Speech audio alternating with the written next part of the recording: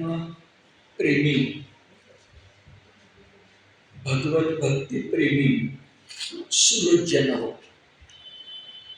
शनिवारच्या या आपल्या भागवत निरूपण पर्वात गेल्या शनिवारी मंडळामध्ये उच्चारण शिबिर होतं, त्यामुळं आपण सुट्टी घेतली होती. आजच्या शनिवारी पुन्हा आधीच्या शनिवारचा धागा जोडून घेऊन आपण पुढे जाऊ. तो धागा भागवताच्या अष्टमस्कंधाचा म्हणजे 8व्या स्कंधाचा आहे. त्याच्यामध्ये ज्या 4 कथा आहेत त्यातली एक कथा आपण पाहिली होती. त्या कथेमागचं भक्तितत्वही पाहिलं. त्या 4 कथा कोणत्या? तर पहिली कथा ही गजेंद्र मोक्षाची आणि त्यामागचं तत्व आपण बघितलं की गजेंद्र हत्तींचा राजा, पण शेवटी पशुच. द्विपाद मनुष्य नव्हे, चतुष्पाद असा पशुच. आणि भगवत भक्ती माणसांचाच उद्धार करते असं नव्हे, तर पशु पक्ष्यांचा सुद्धा उद्धार करते असं अत्यंत उदार आणि व्यापक तत्व गजेंद्र मोक्षाच्या कथेतून आपल्याला कळेल. आता त्यानंतर 4 कथापैकी दुसरी कथा आहे जी आज आपल्याला घ्यायची आहे. ती म्हणजे समुद्र मंथन आणि त्याच्यातून झालेली अमृताची प्राप्ती. त्याच्यानंतर तिसरी कथा जी आपण बघू ती बलिराजाला झालेला एक प्रकारचा दानशूरतेचा अहंकार, आणि तो अहंकार नष्ट करण्यासाठी भगवान विष्णूने घेतलेला एक वेगळा अवतार, तो म्हणजे वामन अवतार. वामन या शब्दाचा अर्थ ठेंगू, उंचीनं कमी. पण या उंचीनं कमी भगवान का आहे? तर तो 8-10 वर्षांचा बटू आहे, लहान मुलगा आहे, आणि म्हणून त्याला नाव मिळालं वामन अवतार. ज्यानं बलिराजा कसा चांगला होता, प्रल्हादाचा, भक्तश्रेष्ठ प्रल्हादाचा, नवविध भक्ती सांगणाऱ्या भक्तश्रेष्ठ प्रल्हादाचा नातू होता, त्यामुळे चांगला होता. पण चांगला जरी असला तरी एक दुर्गुण आपल्या परमार्थाच्या क्षेत्रात चालत नाही, आणि तो म्हणजे अहंकार. एक वेळ बाकी काहीही चालेल, पण अहंकार चालत नाही. आणि बलिराजाला तोच प्राप्त झाला, दानशूरतेचा अहंकार. तो दूर करायला वामन अवतार झाला. ही कथा या अष्टमस्कंधात आपल्याला भेटणार आहे. आणि अष्टमस्कंध संपता संपता आपल्याला 4थी कथा भेटणार आहे. ती म्हणजे जलप्रलयाची. आणि त्यामध्ये नव्या जगाची निर्मिती होण्यासाठी भगवंताने घेतलेल्या मत्स्य अवताराची.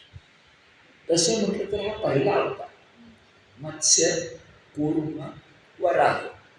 मग पहिल्या अवताराची कथा 8व्या स्कंधात कशी? खरं तर ती पहिल्या स्कंधात असायला पाहिजे, पण अशा प्रकारचं गणित भागवताच्या भक्तिसूत्रामध्ये नाही. मागं पुढं असं होऊ शकतं. आपण 9वा स्कंद बघू, त्याच्यामध्ये परशुरामाची पण कथा आहे, रामाची पण कथा आहे 9व्या स्कंदात. आणि 10व्या स्कंदामध्ये श्रीकृष्णाची, भगवान श्रीकृष्णाची कथा आहे. आणि मत्स्य, कूर्म, वराह, नरसिंह या कथा आधीच्या 9 स्कंदामध्ये आगे मागे येतात. भक्तीमध्ये उमाळा असतो, भक्तीमध्ये उत्स्फूर्तता असते, भक्तीमध्ये मोकळेपणा असतो, भक्तीमध्ये गणित असायलाच पाहिजे असं नाही. असलं तर चांगलं आहे, त्यामुळं फुलांची माळ होऊ शकते. पण समजा गणित नाही आणि मोकळी फुलं असली तरी ती भगवंताला आवडतातच. एक सूत्र मात्र कायम आहे, ते म्हणजे भक्तिसूत्र. स्कंद पहिला काय आणि स्कंद एकादशता. 10व्या स्कंदात कृष्णाच्या लीला, तर एकादश स्कंदामध्ये श्रीकृष्णाचं वैकुंठ गमन म्हणजे निर्वाण, दशमस्कंधात जन्म आणि एकादश स्कंधामध्ये निर्वाण. जन्म आनंददायक आहे, निर्वाण दुःखदायक आहे. भावना दोन वेगळ्या आहेत, पण सूत्र एकच आहे, ते म्हणजे भगवत भक्तीच. या नजरेतून पहा, या दृष्टिकोनातून पहा की मग 8 अवतार 9 अवतार क्रमानं का नाही, याचं उत्तर आपल्याला मिळू शकतं. आता दुसऱ्या कथेकडे जाऊया. आणि ती दुसरी कथा म्हणजे समुद्र मंथन आणि त्यामधून प्राप्त झालेलं अमृत. इथंच अमृताची वाटणी करण्यासाठी मोहिनी अवतार विष्णू घेणार आहे. ज्या मोहिनी अवताराचं मंदिर हे नगर जिल्ह्यामध्ये नेवासे या गावी आजही आहे. त्याला महालयाचं मंदिर असं म्हटलं जातं.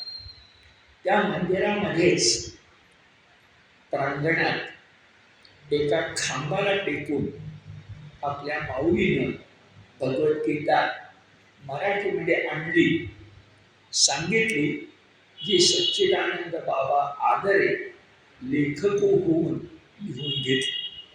तर मोहिनी अवतार आणि तिचं मंदिर हे आजही आपल्या महाराष्ट्रात नगर जिल्ह्यात नेवासे या ठिकाणी आहे.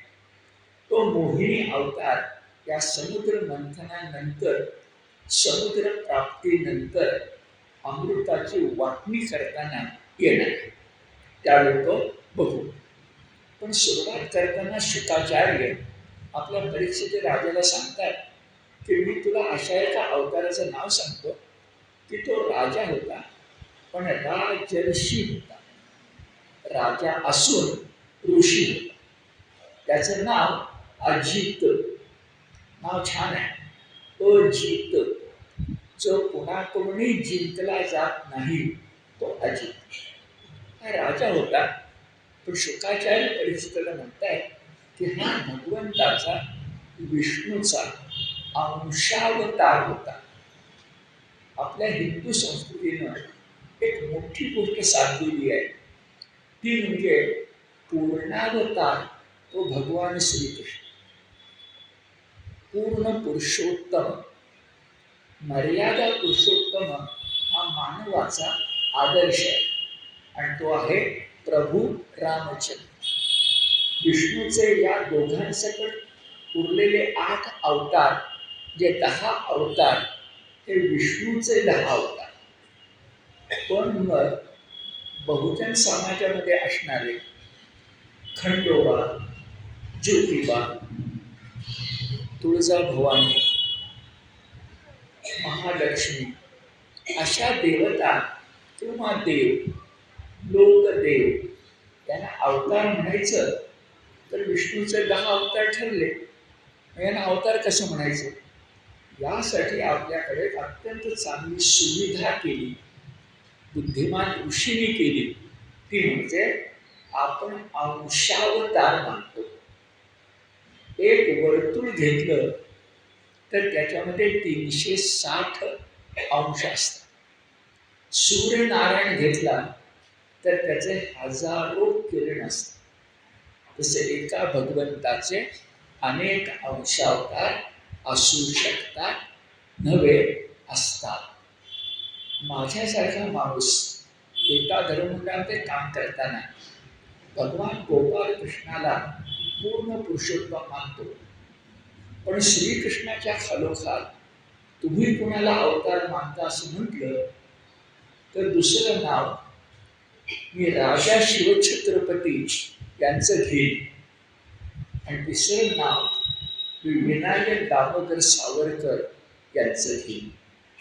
आता माझं वैयक्तिक मत मी तुम्हाला सांगितलं. तुमचं मत असंच असेल किंवा वेगळं असेल, पण काय सोय झाली बघा. कृष्ण पूर्ण पुरुषोत्तम, पण त्याचा जो अंश आहे तो राजा शिवछत्रपती श्रीमान योगी याच्यामध्ये आहे. आणि ज्यांनी खरोखरच मृत्युंजय शब्दाला खरा अर्थ दिला ते स्वातंत्र्यवीर सावरकर यांच्यामध्ये ही अवताराची कल्पना आपल्याकडे कुठून आणि कशी आली. तर आपण भागवत बघताना भगवद्गीतेचा आधार घेत जाऊ. इथे घेऊया. हा भगवद्गीतेचा आधार म्हणजे भगवद्गीतेतला 10वा अध्याय विभूती योग. भगवंतांनी त्या ठिकाणी अर्जुनाला काही विभूती सांगितली, काही. आणि शेवटी म्हटलंय, अरे माझ्या विभूतींना अंत नाही. जिथं जिथं तेज आहे, जिथं जिथं ओजस्विता आहे, जिथं जिथं पराक्रम आहे, जिथं जिथं सदाचार आहे, त्या सर्व ठिकाणी मी आहे. हे भगवंताने सांगून ठेवलंय की अनेक अंशावतार असतील. आणि गीतेनंतर भागवतात व्यास मुनीच शुकाचार्यांच्या मुखानं राजा परीक्षेला सांगतायत की तुला एक अवतार सांगतो, त्याचं नाव अजित. आता या अवताराचं एकच काम आहे, अवतार कार्य, जे नंतर येणार आहे पण ते आता सांगितलं गेलं. ते म्हणजे समुद्र मंथनाच्या वेळेला मंथन करायचं म्हटल्यानंतर रवी पाहिजे. की रवी झाला होता मेरू पर्वत, रवीला दोरी पाहिजे. ती दोरी झाला होता वासुकी नाग. आणि मंदार पर्वताला वासुकी नागाच्या दोरीनं जेव्हा मंथन सुरू झालं तेव्हा समुद्रामध्ये भगवंतांच्या लक्षात आलं की मंथन व्हायला पाहिजे असेल, घुसळण व्हायला पाहिजे असेल, त्या दोघांनी भागणार नाहीये. डेऱ्यामध्ये ज्याप्रमाणे खाली भूमी असते, डेरा असतो, माती असते, समुद्रात काही तसं काही नाही आहे. पण काहीतरी असायला पाहिजे, एखाद्या बेटासारखं पाहिजे, द्वीपासारखं पाहिजे. एवढ्या मोठ्या महासागरामध्ये मेरू पर्वताला टेकून धरेल, आश्रय देईल, आधार देईल, असं कोणीतरी असायला पाहिजे. आणि ते स्वतः विष्णूच झाले, कारण त्यांना समुद्र मंथन व्हायला पाहिजे होतं. त्यांनी कूर्म रूप धारण केलं, मत्स्य कूर्म वराह. पण ते कूर्म म्हणत नाही आहेत, ते म्हणतात तो माझा अजित अवतार होता. हा जो राजा अजित सांगितला, कुणाकुणाने जिंकला न जाणारा, त्या अजित राजानं ते कासवाचं रूप घेतलं. अंशावतारानं विष्णूच्या समुद्र मंथनाला मदत केली, असं शुकाचार्य राजा परीक्षितेला सांगतात. पुन्हा आपला भागवत ग्रंथ एकीकडे इतिहास आहे, दुसरीकडे भूगोल आहे, जे भूगोलशास्त्र आहे, आणि तिसरीकडे ज्ञानकोश आहे. म्हणून भागवतामध्ये मन्वंतरांची नावं येतात. आता आपण बघितलं होतं रैवत मन्वंतर, वैवस्वत मन्वंतर. तसं इथं सांगितलंय की आता वैवस्वत हे आपले विठ्ठलाच्या जन्माच्या वेळ आहे, कुंडलिकाच्या वेळ आहे. पण रैवत मन्वंतर होतं आणि समुद्र मंथन होतं, जिथं कासवाचं रूप अजित या अंशावतारानं घेतलं. कथा सांगतायत शुकाचार्य राजा परीक्षितेला. पण मध्येच आठवण करून देत आहेत की सुत हे शौनकादी ऋषीनं, मागं आपण बघितलंय, त्या वनामध्ये कथा सांगतात. सुताने कथा कुठे ऐकली? जेव्हा परीक्षितेला शुकाचार्य सांगत होते, यास मुनी त्याचं भागवतात रूपांतर केलं, ते ऐकलं सूतने. आणि त्या सुतांनी नंतरच्या कालखंडामध्ये या शौनकादी ऋषींना ते सांगितलं. म्हणजे वक्ता आणि श्रोता दोन झाले, वक्ता आणि श्रोता दोन झाले, भिन्न भिन्न कालखंडातले झाले. त्याचाही संदर्भ दिला. आता प्रश्न असा की समुद्र मंथनाची एवढी अघटित घटना अघटित जे पूर्वी कधी न घडलेले, न भूतो आणि कदाचित न भविष्यती, कदाचित भविष्यामध्ये सुद्धा घडणार नाही, पण त्याची खात्री नाही. न भूतो अघटित एवढं मात्र नक्की. आता एवढी विलक्षण घटना, अघटित घटना का करावी बरं? असं महत् कार्य निर्माण व्हायला तसंच काहीतरी मोठं कारण असलं पाहिजे. हो, मोठं कारण होतं ते म्हणजे देवांना असा अनुभव यायला लागला की काही कारणानं आपली शक्ती क्षीण होते, काही कारणानं आपल्या स्वर्गाचं वैभव कमी होतं. असं काय घडलं? पहिली गोष्ट अशी घडली की देवसुद्धा चुकतात, इंद्रसुद्धा चुकतो. तसं एकदा देवांच्याकडनं चूक झाली आणि दुर्वास मुनीने शाप दिला इंद्राला आणि स्वर्गाला की तुमचं जे काही वैभव आहे ना ते आता शिल्लक राहणार नाही, ते क्षीण होईल.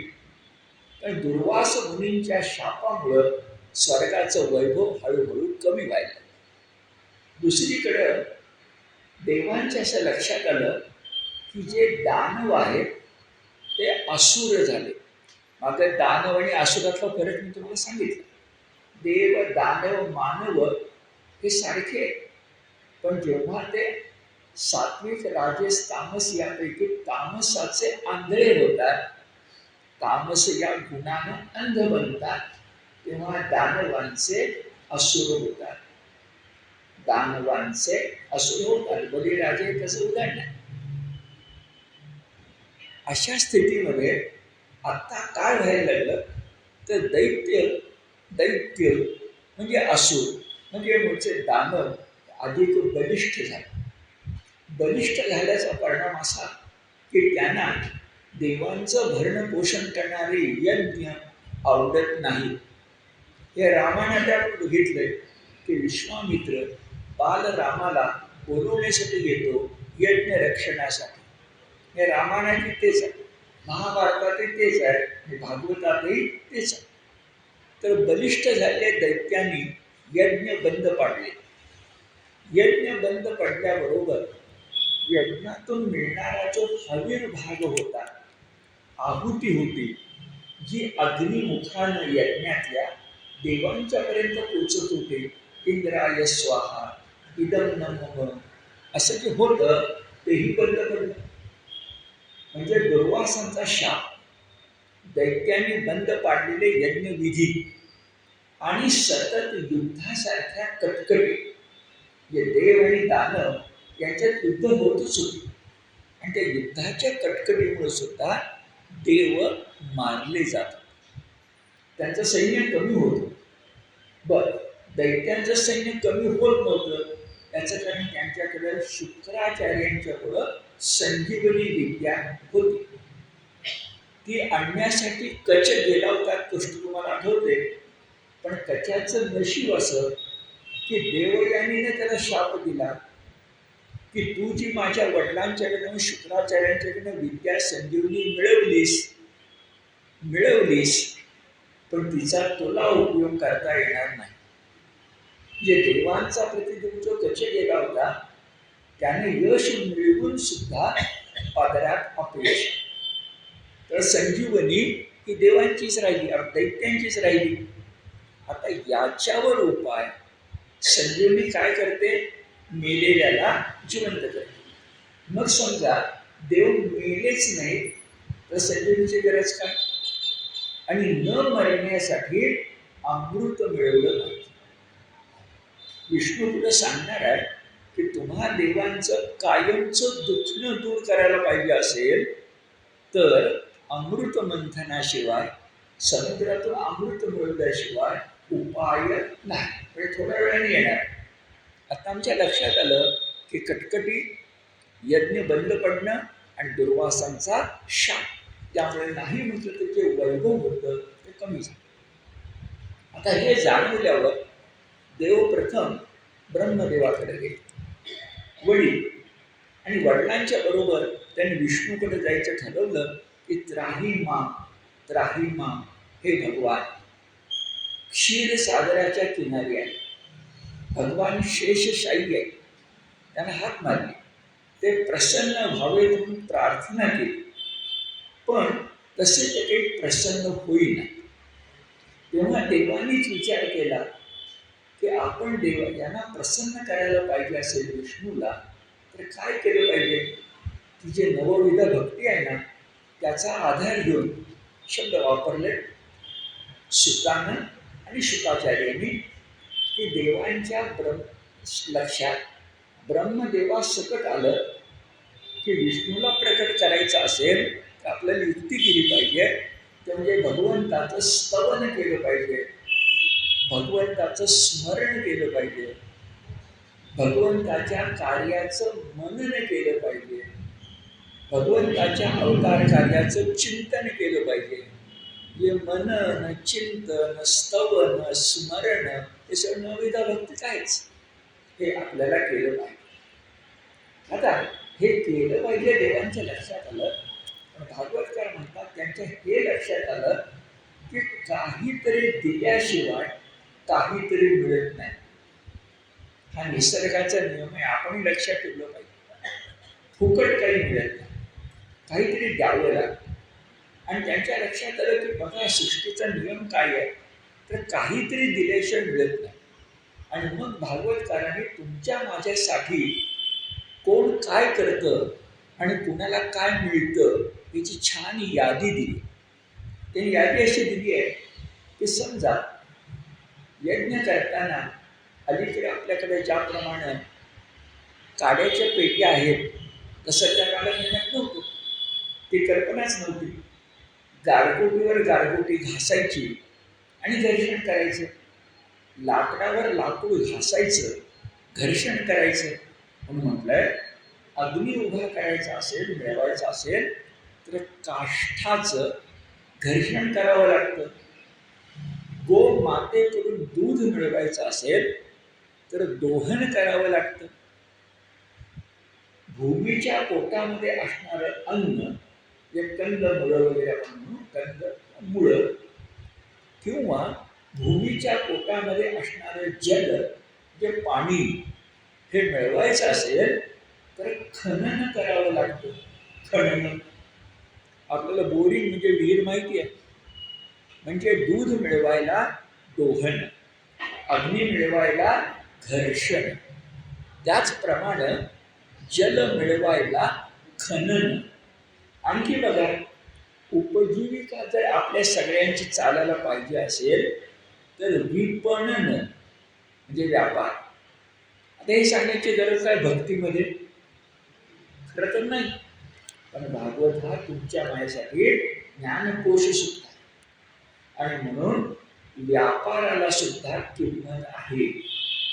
आपल्याकडे जे गुणकर्म विभागाच्या 4 वर्ग सांगितले, त्यात सेवा हा 4था वर्ण सांगितला, ज्ञान आणि बलोपासना आणि 1-2 वर्ण सांगितले, आणि 3रा वर्ण कोणता सांगितला, ज्याला वैश्य असं म्हणतात.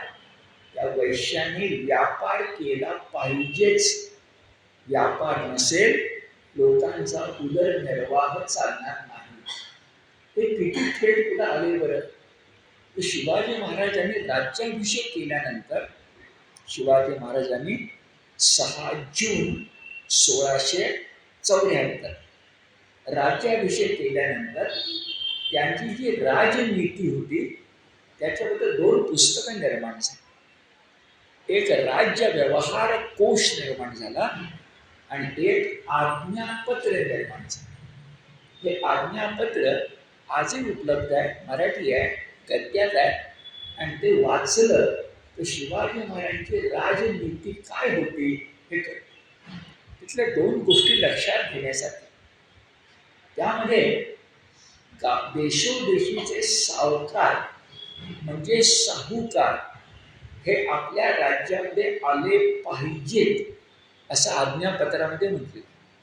शब्द असा आहे, साहूकार म्हणजे राज्याची शोभा.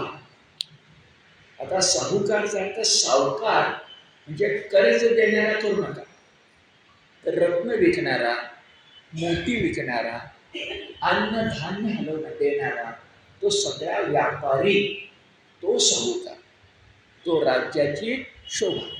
आणि जाता जाता शिवाजी महाराजांचं मोठेपण बघा, त्या ठिकाणीच म्हटलंय, त्या साहुकारामध्ये टोपीकर इंग्रजांची गणना करू नका.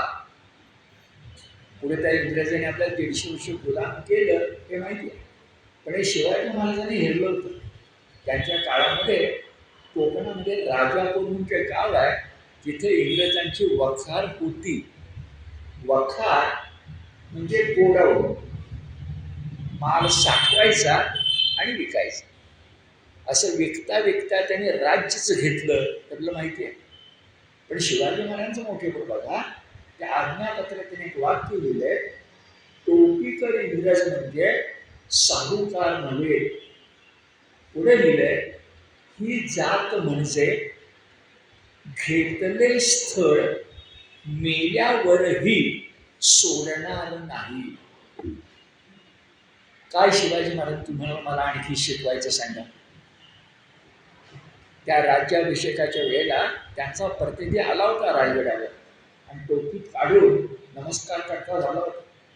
त्यानं हत्ती बघितले शिवाजींच्या राज्याभिषेकाच्या वेळेला, आणि त्याला सगळ्यात मोठा प्रश्न पडला की एवढे मोठे ताकदवान हत्ती एवढ्या मोठ्या गडावर पायऱ्या चढून कसे आले असतील, आणि त्या लिहून ठेवले. पण मूळ मुद्दा, हाती आलेले स्थळ मेल्यावरही सोडणार नाही. म्हणून त्याने अख्खा देश जिंकला. हे आज्ञापत्रातलं आपल्याला रहस्य कळलं. मुद्दा असा, सावकार चांगला असेल तर तो राज्याची शोभा. म्हणून व्यापार विनिमय हे भागवतात सांगितले, इसवी पूर्व भागवतात सांगितलंय. आणि तिथंच 5वं सांगितलंय ज्ञानकोश असल्यामुळं की भगवत प्राप्ती जर हवी असेल, म्हणजे बघा खनन दोहन, कसं भगवत प्राप्ती असेल तर स्तवन करावं लागतं.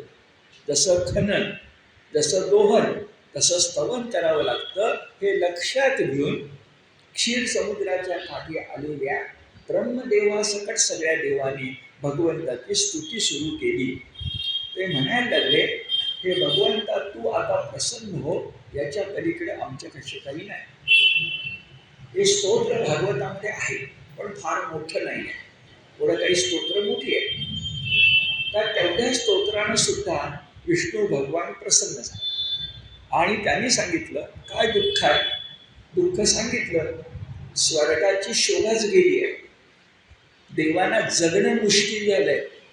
हे ऐकून विष्णू भगवान म्हणाले, दर खेपेला काही ना काही मी अवतार घेऊन तुमचं दुःख दूर करतो, पण या खेपेला मी काही अवतार घेणार नाही.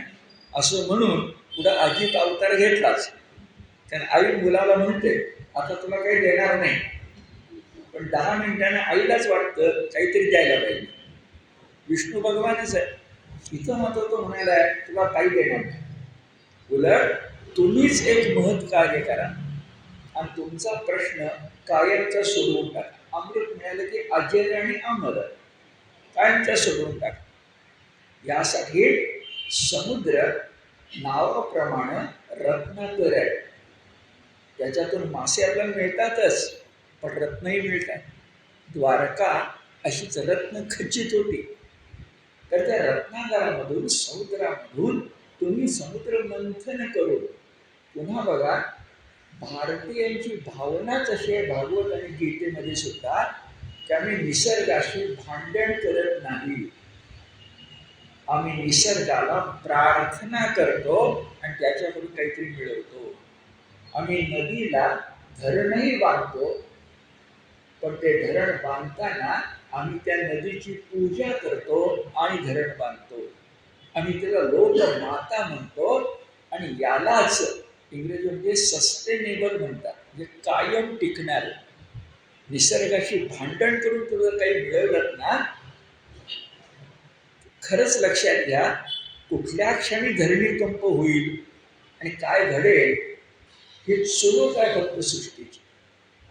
आता आपला मान्सून सगळा बिघडलाय, त्याचं कारण सुद्धा आपण निसर्गाशी केलं भांडणच आहे. त्याचं तारखेला बरोबर 7 जून माझ्या बालपणी तुम्हाला आठवतंय, 7 जूनला तारीख चुकेल पण पाऊस येत नाही असं होत नव्हते आपल्या बघण्यात आहे. आणि आज बोलायला लागतो. तर निसर्गाशी भांडण करून चालत नाही, ती प्रवृत्तीच नाही. आपण संघर्षाला दुसरा ठेवत नाही, समन्वयावर आपण सहयोगावर ठेवतो. एकमेका सहाय्य करू अवघेचे धरू सुपंथाचा आपण म्हणतो. आणि निसर्गात आपण देव पाहतो. म्हणून वटपौर्णिमा आहे, नागपंचमी आहे. हे पटेल का कोणाला? नागाची पूजा करणं, झाडा पेडाची पूजा करणं, बैलाची पूजा करणं पोळ्याला. पण निसर्ग आमचा सखा आहे, सहचर आहे, माता आहे. आणि असं असल्यामुळं मंथन करा, नष्ट करा नाही.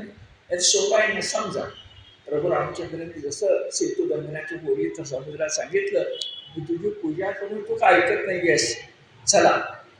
आता असा काही राम बाण टाकतो तर तू कोरड्या ठणठणीत तुझी, म्हणजे आपलं सरळ चालतच जायला हरकत नाही लंकेला.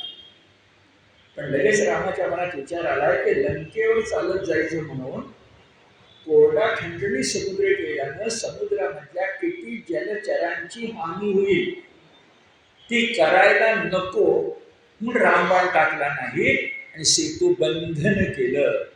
तसं मंथन करायचं, समुद्राकडनं मागून घ्यायचं. त्या दह्यातून ताक, लोणी, नवनीत मंथन करून मिळवायचं. हीच म्हणजे भारतीय प्रवृत्ती आहे. तर तसं मंथन करायचं ठरलं. पण लगेच बघा भगवंतांनी एक सावधगिरीचा इशारा दिला की हे बघा, देवानं सांगितलं आता तुम्ही दानवांच्याकडनं बालाढील म्हणून पराभूत झाला जाल, त्या दानवांच्यावरच तुम्हाला विजय मिळवायचा आहे. पण मी तुम्हाला विचित्र गोष्ट सांगणार आहे की समुद्र मंथन करण्यासाठी त्या शत्रूंचीच मदत घ्यायला पाहिजे. किती विचित्र आहे.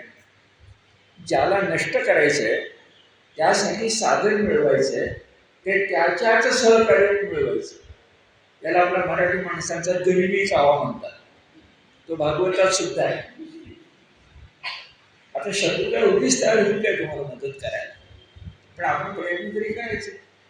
आणि विष्णू भगवानांनी इसवी पूर्व विष्णू म्हणजे व्यासाने विष्णूच्या मुखाने सांगितलंय की अरे जरी ते आपले शत्रू असले तरी मोठं कार्य सिद्ध करायचं असेल तर शत्रूचीही मदत घ्यावी लागते.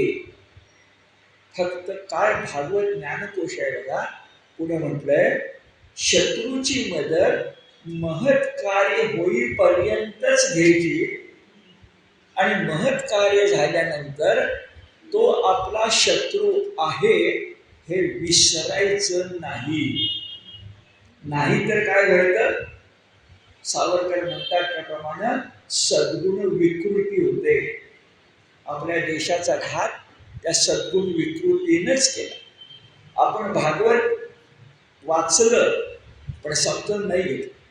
इथे चक्क शब्द वापरलाय की शत्रूशी कार्य संपल्यानंतर आही नकुलवत वागावे.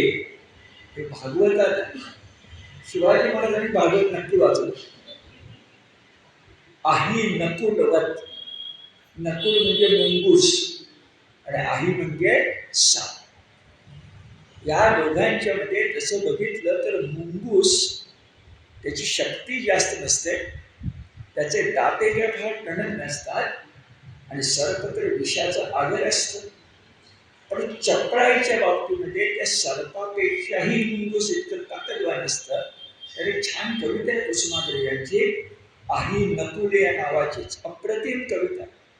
आही नकुल, कवी कुसुमाग्रज. कविता संग्रहाचं नाव विशाखा. असं जर आपण विचार केला तर आही नकुलवत हे शब्द भगवंताचे आहे आणि चक्क श्लोकामध्ये आहे. मी श्लोक तुमच्याकडे ठेवतो. आरयोहो अपि संधेया. आरीच्या, आरी म्हणजे शत्रू, शत्रूच्या बाबतीत सुद्धा संधी करावा. आता दोन संस्कृत शब्द बघा. संधी शब्द आपल्याला व्याकरणात माहिती आहे, तो नको. संधी म्हणजे तह, करार, एकत्र येणं. आणि त्याची उलट व्याकरणातला शब्द आहे संधीचा विग्रह करणं, त्याचा विग्रहाचा अर्थ युद्ध. संधी म्हणजे समझोता, एकत्र येणं, आणि विग्रह म्हणजे युद्ध करणे. किंवा असं म्हणा, संग्रह आणि विग्रह, संधी आणि विग्रह हे शब्द आहेत. अरयो अपि, आरी म्हणजे शत्रू, अरयो अपि संधेया सती कार्यार्थ गौरवे.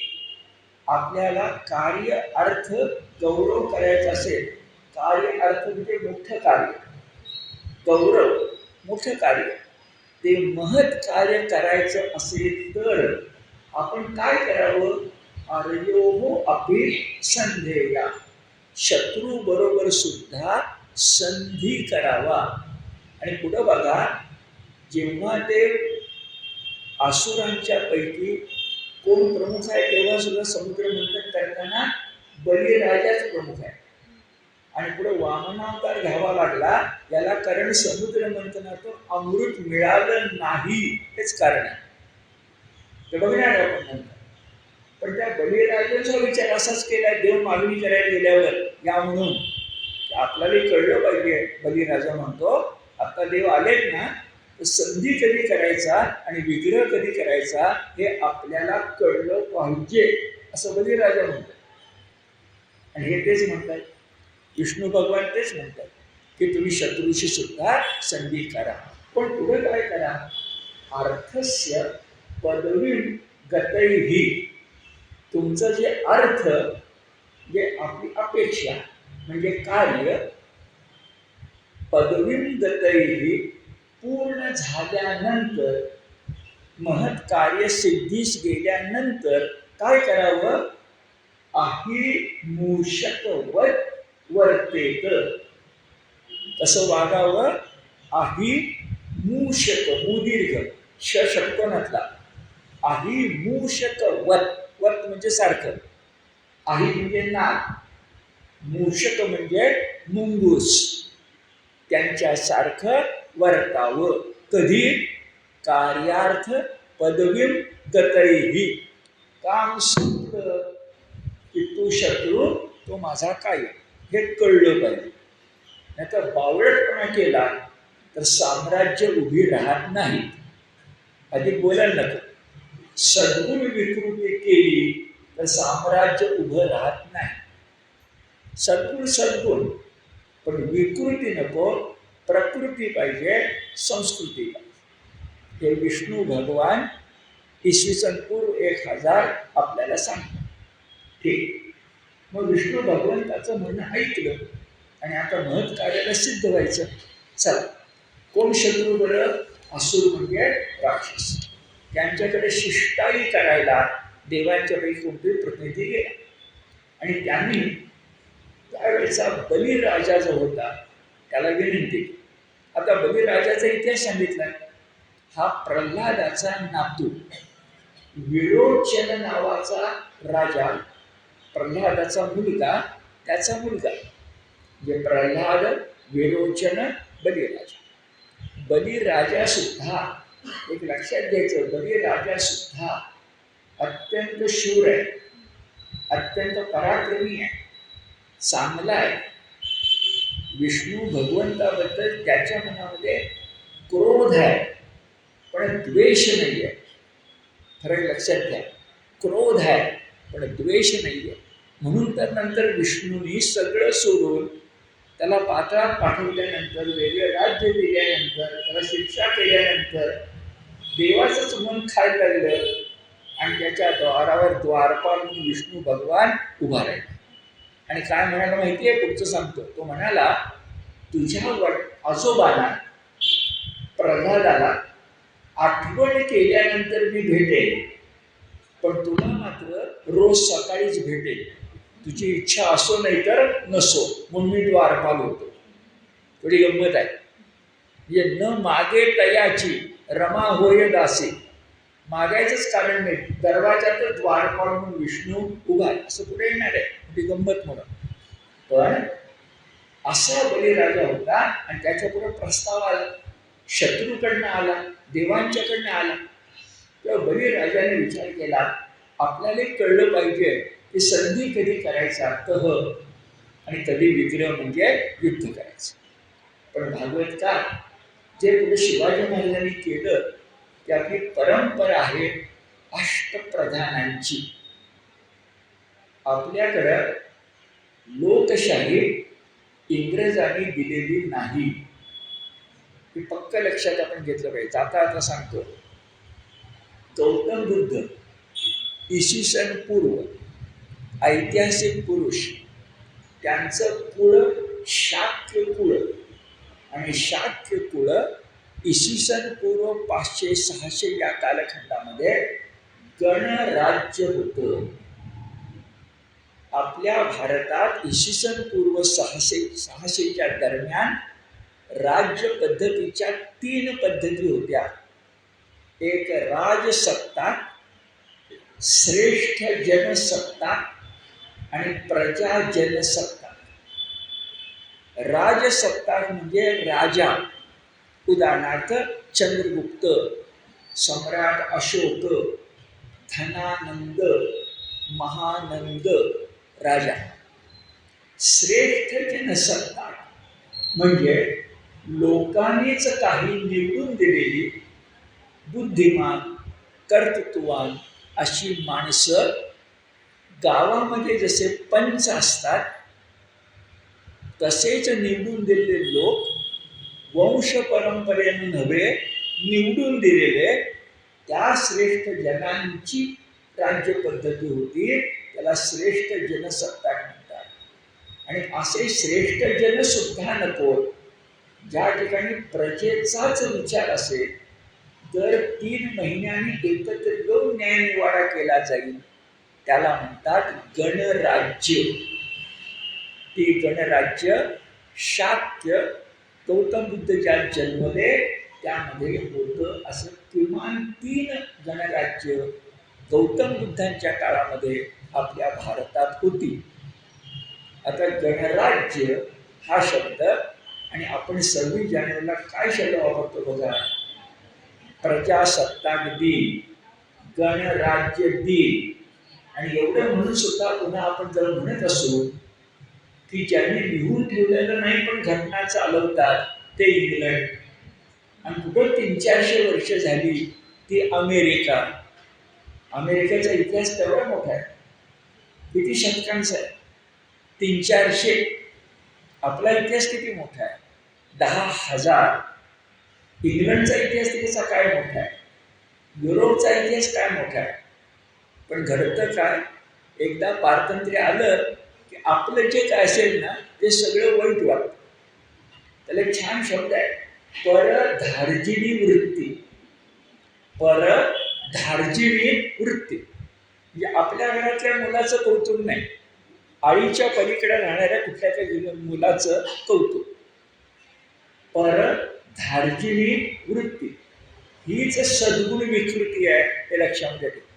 अहंकार नको, अरे पण स्वाभिमान तोही नको, नाही चालणार. तर असा विचार जर आपण केला तर निश्चितपणे लक्षामध्ये येतं की अष्टप्रधान पद्धती जी शिवाजी महाराजांची होती ती आपली भागवतातली पद्धत आहे.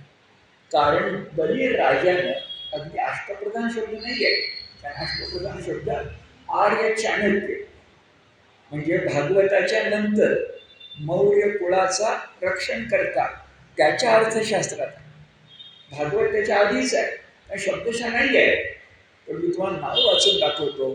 तर किमान 4 प्रधानांना विचारलंय, अष्ट नसतील, 4 प्रधानांना विचारलंय की युद्ध करायचं का समेट करायचं.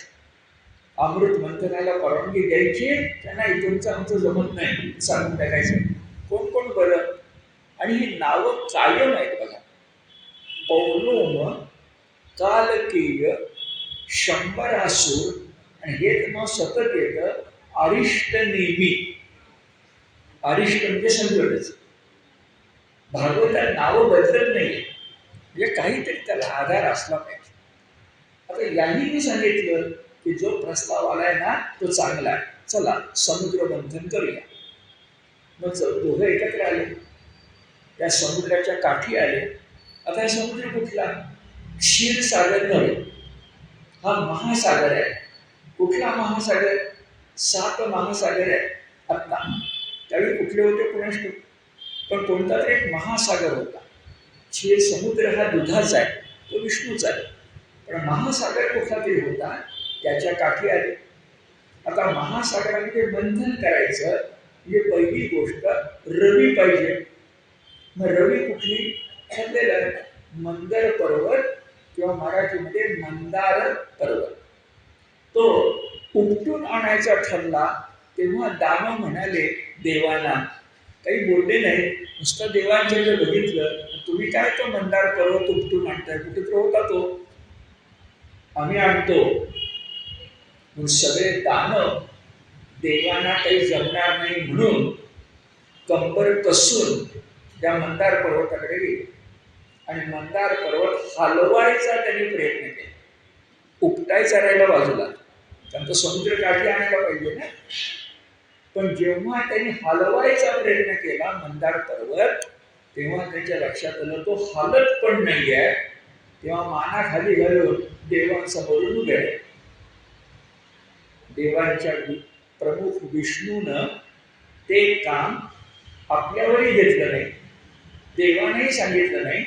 त्यांनी फक्त आपल्या सेवकाला म्हणजे गरुडाला सांगितलं, दाखवून दिलं, तुम्ही स्वतः गेला, आमचा सेवक जातो. तर गरुड गेला आणि गरुडानं तो पर्वत चोचीनं उचलला, पाठीवर घेतला, उडत उडत आला, समुद्र किनारी ठेवला, विष्णूला वंदन केलं आणि काहीही न बोलता निघून गेला. हे फार महत्वाचं. न सांगता सेवकाला कळलं पाहिजे आणि काम संपल्यानंतर सेवकाला तिथं रेंगाळून उठून गेलं. आता अधिक मी बोलत नाही, भागवत ज्ञानकोश आहे की आपणही कसं वागायला पाहिजे तुमच्या लक्षात येईल. पण ह्यासाठी संस्कृत श्लोकच सांगतो, अवरोप्य गिरीम स्कंधात, गरुडानं आपल्या खांद्यावर अवरोप्य तो पर्वत ठेवला. गरुडाचं नाव काय? सुपर्णहा. सगळे नाव सुपर्णहा पतताम वराह. हे देवान आपला पक्ष्यांचा राजा, त्या सुपर्णानं तो पर्वत चौचीनं उचलून आपल्या खांद्यावर ठेवला.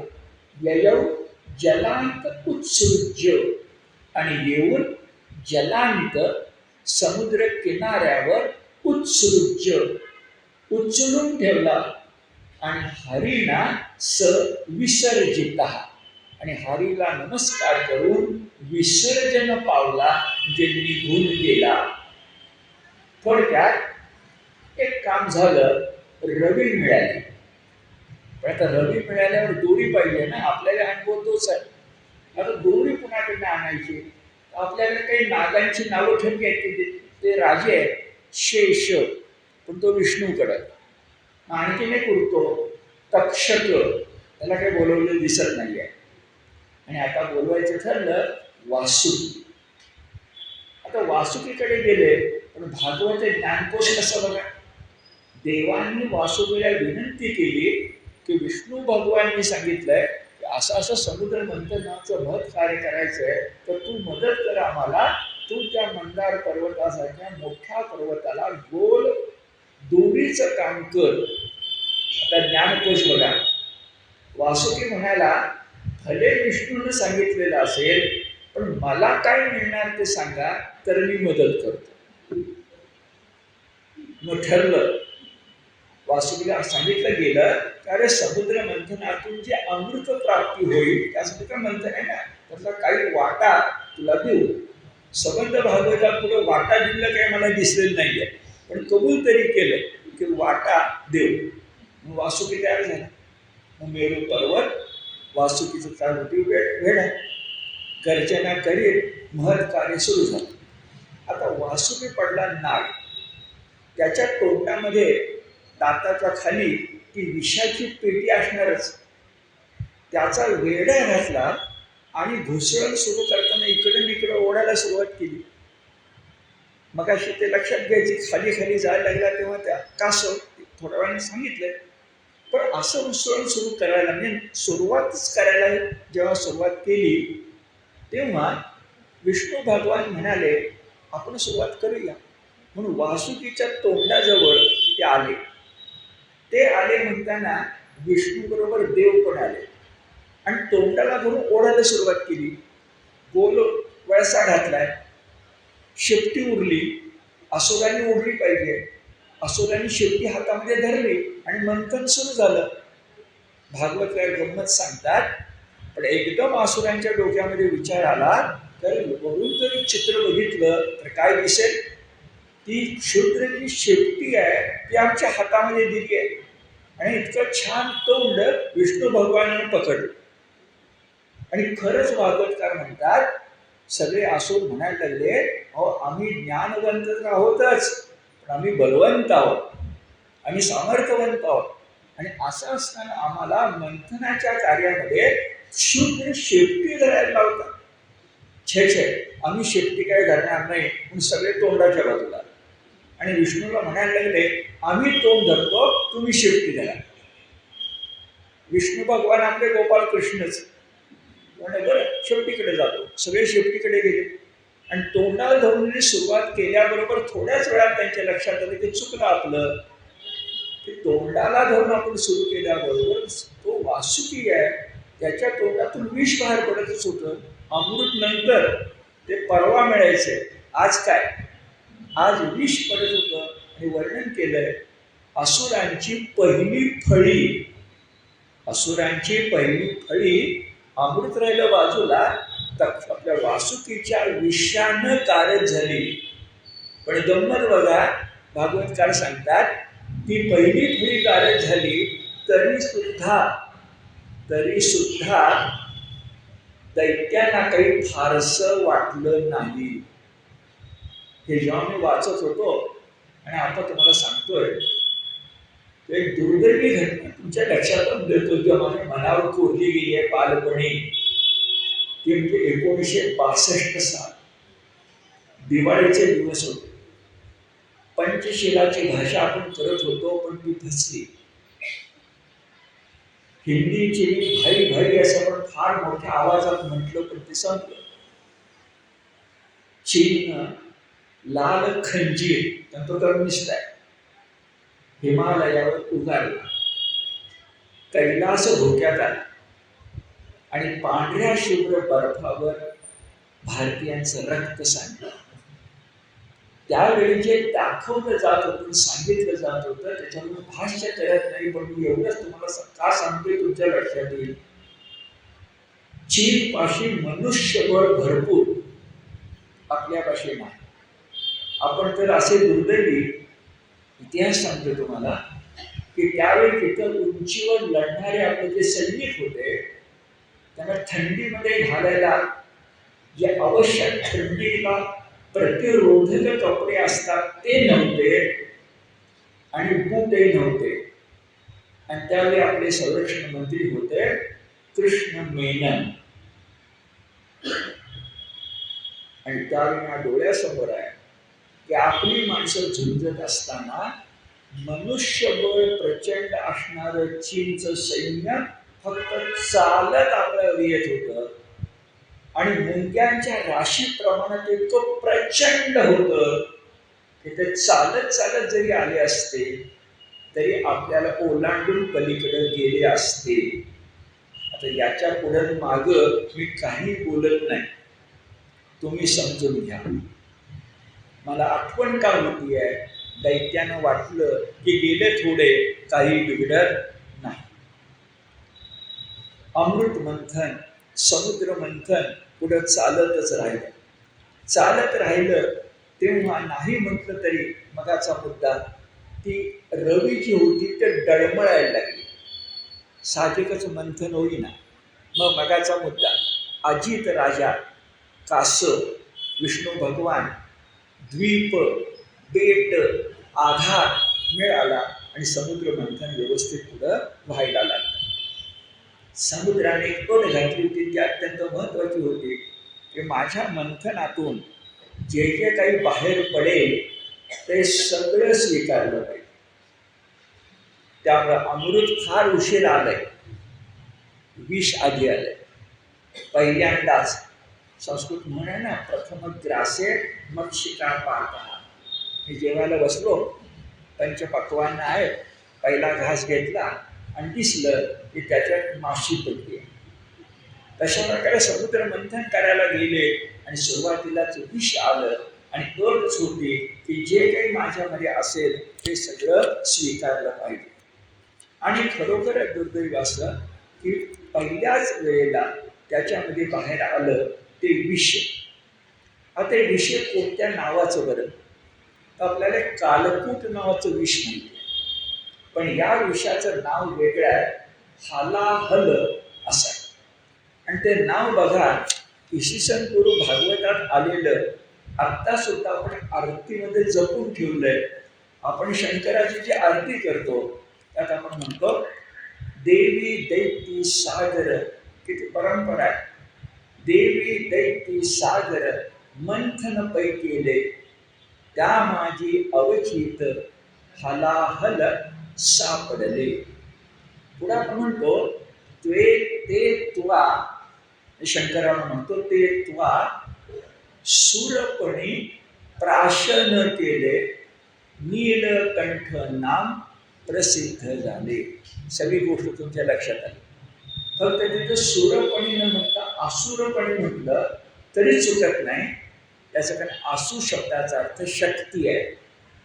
र म्हणजे धारण करणारा, राईट, तर शक्ती धारण करणारा तो असुर. त्याचा दानव होतो, त्याचं रूप बदलतं, तामस आंधळा झाला की वगैरे आठवून ठेवा. पण नीलकंठ हलाहल परंपरेने जपून ठेवलेल्या गोष्टी. आता अशा प्रकारचं विष आलं, शंकरांनी ते स्वीकारलं, पण उगीच नाही स्वीकारलं. विष बाहेर आल्यानंतर दानव म्हणाले, आमचा काही संबंध नाही, संबंध देवांचा. आता करणार काय? मदत तरी घेतली आहे ना. मग देवाने विचार केला की आता कोणाकडे जायचं? ब्रह्मदेव काय उपयोगी नाही, विष्णू तर कासव झालाय, आता उरला एकच देवांचा देव आणि महादेव. पण त्याची योग्यता कशी बरं? तो काय वाटतं ते करू शकतो. दुसरी गोष्ट अशी की वाटतं ते करणारा देव इतका अल्पसंतुष्ट आहे की कोणी थोडी भक्ती केली की भोळा शंकर एकदम प्रसन्न होतो. विष्णूपाशी थोडे डावपेच आहे, ब्रह्मदेवापाशी ज्ञान आहे. आमचा भोळा शंकर नावाप्रमाणेच भोळा आहे. आणि म्हणून त्याची स्तुती सुरू केली आणि त्याला विनंती केली की तू ये आणि आमचं रक्षण कर. आता मी तुम्हाला सांगितलं की भोळा आहे, म्हणजे मग भोळ्या शंकराचं स्तोत्र भागवतकाराने थोडक्यात त्याला काय हरकत नाही. पण गंमत बघा, मगाचं विष्णूचं स्तोत्र मोठं लिहायचं असताना छोटं आहे आणि आता इथं छोटं असताना मोठं आहे. याचं कारण भागवतकारांना कथा सांगता सांगता अशी काही स्तोत्र त्या ठिकाणी निर्माण करायची आहे की जी स्तोत्र आजही तुम्ही वाचावीत, त्यातली भव्य रूपक लक्षामध्ये घ्यावीत काव्य म्हणून. आणि त्या रूपकाने आजही आपण त्या शिवशंकराची शब्द पूजा बांधावी. तुम्ही जर भागवत घरामध्ये असेल, अष्टम स्कंध त्यातला हा अध्याय बघा समुद्र मंथनाचा, आणि त्याच्यामध्ये त्यांची केलेली स्तुती आपण बघूया. पण ती स्तुती मी फक्त थोडक्यात त्यात 5-10 मिनिटं तुम्हाला सांगणार आहे. पण त्याच्या आधी भागवतावर गीतेचा जो परिणाम आहे असं म्हणतो, त्यासाठी एक श्लोक सांगणार. देवांचा देव, महादेव, भूतेश्वर, जे भूतचे सगळे अर्थ, जे जे भेटे भूत ते मानिजे भगवंत, आणि स्मशानातली भूत सुद्धा. शंकराला स्मशान वर्जन नाही. आपल्याला कटू वाटेल, पण खरं आहे की तो जे भस्म लावतो ते चित्ता भस्मही असू शकतं नव्हे असतं, असा तो आहे. देव, त्याचं नाव शंकर आहे. जरा त्या स्तोत्राकडे जायच्या पूर्वी तुम्हाला सांगतो, शंकर शब्दात सगळ्यात शवर अनुस्वार शम हे संस्कृतमध्ये एक विशिष्ट रूप आहे. आणि त्या एका अक्षराचा अर्थ कल्याण असा आहे, मंगल असा आहे. आणि पुढे कर जोडलं की शंकर म्हणजे फक्त कल्याण करणार, स्मशानातून मंदिर देणारा, मरणातून जीवन देणारा, स्वतः विष पिऊन तुम्हाला अमृत देणार. म्हणून जुन्या कालखंडात अलीकडे सुद्धा कुशल मंगल क्षेम कुशल असं आपण लिहितो ना. संस्कृतमध्ये पंडित जुन्या काळात आणि आजच्या काळामध्ये सुद्धा सगळं संस्कृतमध्ये पत्र लिहिल्यानंतर फक्त 3 शब्द लिहायचे, इति शम, एवढंच लिहायचं. इति शम, इति म्हणजे याच्या पुढं, शम म्हणजे कल्याण असो. ते इति म्हणजे सगळं बोलून झालं, आता कल्याण असो. इति श्री, इति श्री म्हणजे इति आणि श्री आहे. इति शम, तर शंकर शम एक विलक्षण अर्थ. तो इतका अमंगलाला मंगल करणारा देवच नाही. त्याची आणखीन एक पुरावा सांगतो. त्याच्या पोटी जन्मास आला कार्तिकेय हाही योद्धा आहे, आणि दुसरा पुत्र जो गणपती आहे तो विघ्न हरता आहे. विघ्नाला घाबरत नाही, विघ्न हरता. शंकर स्मशानात राहतो. आता त्याची स्तुती करताना त्याला भूतेश्वर म्हटलं, बरोबर आहे, पण गीतेचा परिणाम बघा, त्याला भूत भावन असं म्हणतो. आपण गीता जर नीट बघितली तर त्यात भूत भावन शब्द येतोच. देव देव महादेव भूतात्मन भूत भावन पाही नहा शरण पन्नास त्रैलोक्य दहनात विषात. हे देव देव महादेव भूतेश्वर भूत भावन. भूत भावनचा अर्थ भूतांचा भाव म्हणजे आत्मा असणारा, आणि भूत भावन मध्ये भाव शब्दाचा अर्थ भू भव होणे म्हणजे भूत निर्माण करणारा. भूत निर्माण करता, भूताचा आत्मा, आणि जे जे भेटे भूत ते ते मानिजे भगवंत. भूत भावन भूतेश्वर महादेव. नावच बघा महादेव. आणि कुणाला महादेव म्हणतो का आपण? देवांचा देव तो महादेव. आणि गंमत बघा, सामान्यपणे शंकराची देवळं गावाच्या बाहेर डोंगरावर असतात. त्याला 20 लोकांच्या राहायला आवडेच नाही. एक स्मशान तरी, नाही तर डोंगर तरी, नाही तर गुहेत तरी. शंकराचं म्हणजे विलक्षण आहे सामर्थ्य. शंकराचं मंदिर, त्याला आपण घालतो ती प्रदक्षिणा, ती अर्धवट का घालतो, हे सगळं आपल्याकडे शास्त्र आहे. ते आपण त्याच्याबद्दल बोलू. पण मोठी ताकद त्या शंकरामध्ये आहे. मुद्दा इतकाच की त्याची प्रार्थना केली, आणि प्रार्थना करताना काय भव्य रूपक केले. असं भव्य रूपक आहे, ऐका नुसतं थांबूया. मुळात संस्कृत श्लोकात आहे, धर्मश्लोकरा पुरा करूया.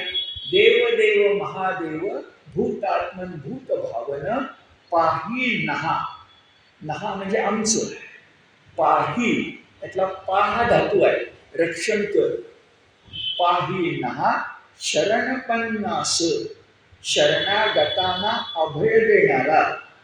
पाही नहा आमचं रक्षण कर. कशापासून? त्रैलोक्य दहनात विषात.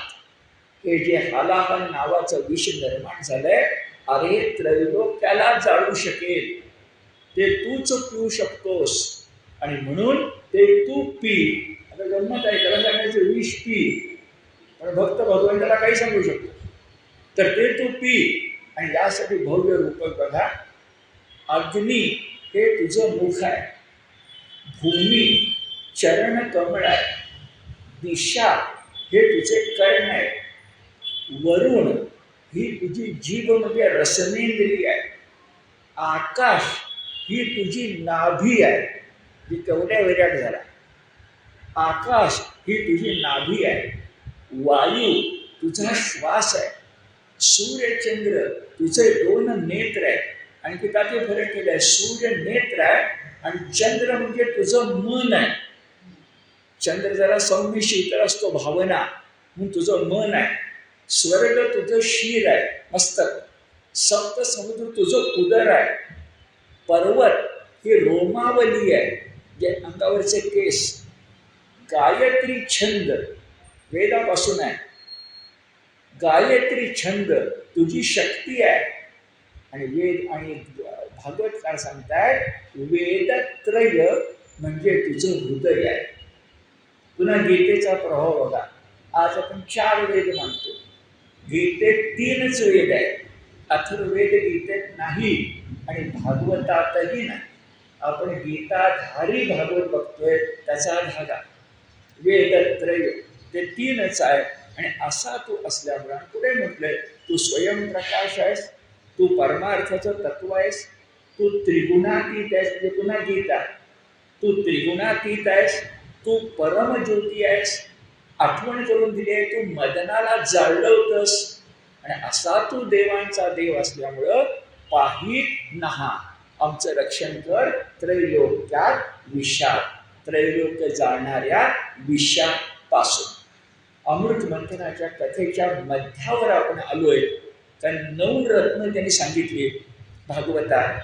आपण 14 रत्न मानतो. त्यातल्या पहिल्या रत्नापाशीच आलोय. जे एका अर्थाने 14 रत्न ओळी नाहीत ते, पण समुद्र मंथनाच्या कथेच्या मध्यावर आपण आलोय असं मानता येईल. थांबूया बाकीचं नंतर. त्यानंतर सामुदायिक अर्थ.